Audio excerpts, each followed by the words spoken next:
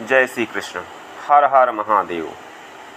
बंधुओं, जब हम अपने पितरों का श्राद्ध तर्पण आदि करते हैं तो उस समय पूर्ण श्रद्धा और पवित्रता की आवश्यकता होती है। श्राद्ध जैसे पवित्र कार्यों के दौरान विशेष रूप से वस्त्रों की शुचिता यानी पवित्रता और उचित आचरण की भी आवश्यकता होती है। आज हम आपको बताएंगे कि वे कौन से लोग हैं जिन्हें नग्नता के रूप में परिभाषित किया गया है, भले ही उसने कुछ वस्त्र धारण किए हों और उसे श्राद्ध कर्म नहीं करना चाहिए। येषां कुले न वेदोऽस्ति न शास्त्रं नैव च व्रतं ते नग्नाः कीर्ता सद्भिस्तेषाम् अन्नं विगर्हितम्। ये मार्कंडेय पुराण में कहा गया। अर्थात मार्कंडेय पुराण कहता है कि जिन कुलों में वेद शास्त्र और व्रत यानी नियम का पालन नहीं होता, उन कुलों के लोग सज्जनों के द्वारा नग्न कहे गए हैं और इनके घर का अन्न यानी भोजन नहीं करना चाहिए। न नग्नां स्त्रीमिच्छेत पुरुषं वा कदाचन न च मूत्रं पुरुषं वा न वै संसृष्ट मैथुनं नोच्छिष्ट साभिषेक नित्यं न नग्नः स्नानमाचरेत। पूर्ण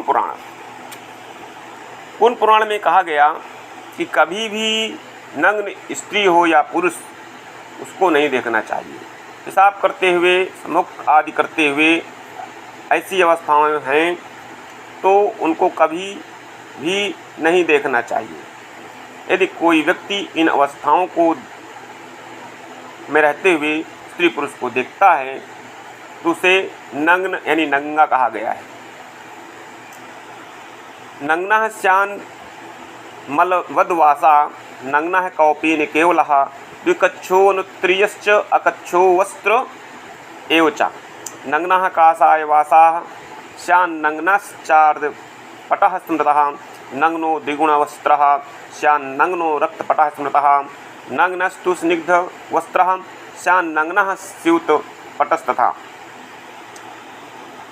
भृगु जी ने कहा,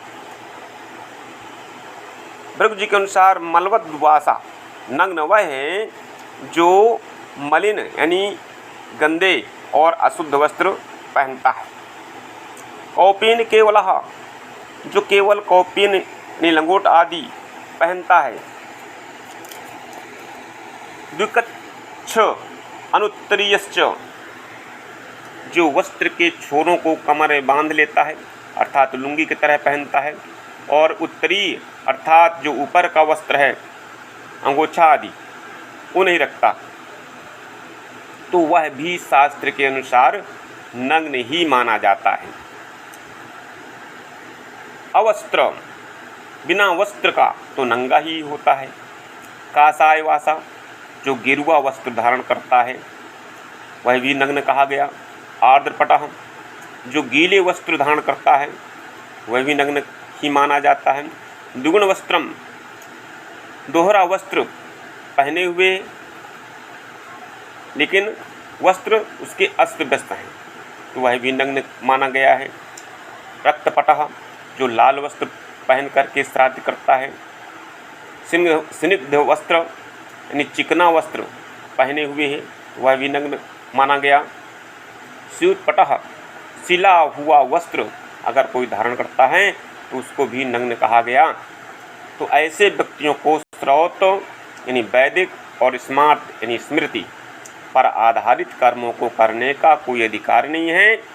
याज्ञवल्क्य ऋषि ने के अनुसार यदि धोती की गांठ यानी कच्छ नाद के ऊपर बंधी हो तो वह आसुरी मानी जाती है।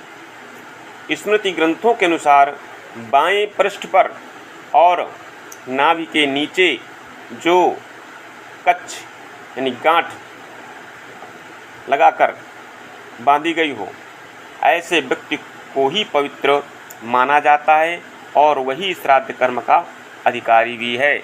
जय श्री कृष्ण।